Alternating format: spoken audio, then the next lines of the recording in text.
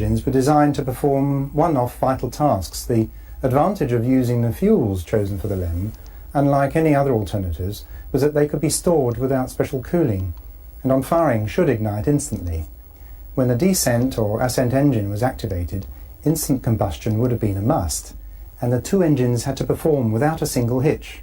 The lunar lander descent engine, as well as the ascent engine, used a combination of hypergolic propellants, nitrogen tetroxide as the oxidizer, and unsymmetrical dimethylhydrazine, or UDMH, as the fuel. Together they were known popularly as Aerozine 50. When they are mixed, they ignite spontaneously, and that's why they're called hypergolic propellants. After ignition, they produce a dark red opaque gas. We also have the Apollo footage showing, for example, the ascent engine lifting off and being followed up by a camera, and no exhaust gas showing.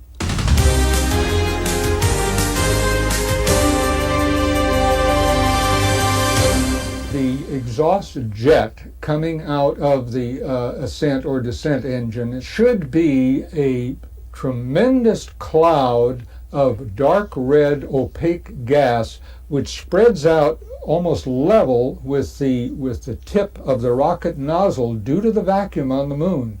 So that means it would have created an enormous cloud of gas, possibly even visible from Earth, but that's sort of a side issue. So that's what viewers should have seen when the ascent module took off.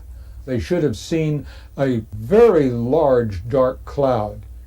All that is visible at the commencement of the LEM's ascent is not an exhaust, but only the bursting apart of the mylar covering. George Pinter worked for Grumman Aerospace on the LEM and was most actively involved at top level with the development of major LEM systems, especially the supercritical helium supply. His responsibilities involved not only the technical supervision of specialists, but also the overall management of the project. He was a recipient of an Apollo Achievement Award from NASA, especially in relation to his contribution to the Apollo 13 space rescue mission. George was so valuable to the creation of the LEM's engines that he was seconded to Rocketdyne for a brief period during their research into propulsion systems for the descent engine.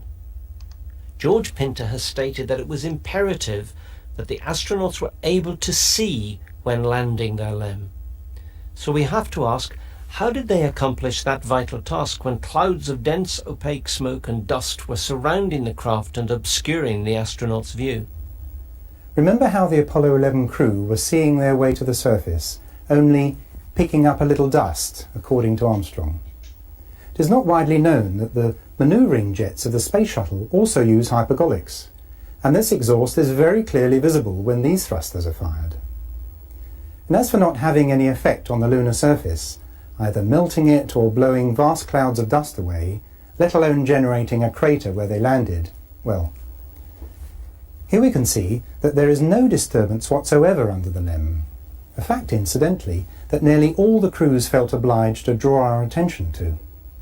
Just like Neil, I didn't dig any crater at all. Look at the descent engine, I didn't even dig a hole. Prior to 1969, all NASA's artists depicted the LEM's exhaust smoke flaring out from beneath the LEM, whether it was red smoke or white smoke. But current, post-Apollo space film artists now depict simulations of the exhaust from the rocket engine coloured blue. Playing safe, surely. For George Pinter of Grumman, exhaust smoke would have to have accompanied the real landing and takeoff. But because the astronauts had to see to land, how could there possibly be any dense, opaque smoke of any colour? Remembering the 10,000 pounds of throttleable thrust burning at up to 5,000 degrees Fahrenheit, not only should the LEM have generated a crater beneath the craft on landing, but for Apollo 11 at least, surely there should have been a trail of molten dust behind it, as the craft travelled over the lunar surface on its overshoot to the final landing site. This is volcanic rock on Mount Etna, which was made molten by heat of only 1,000 degrees Celsius before solidifying.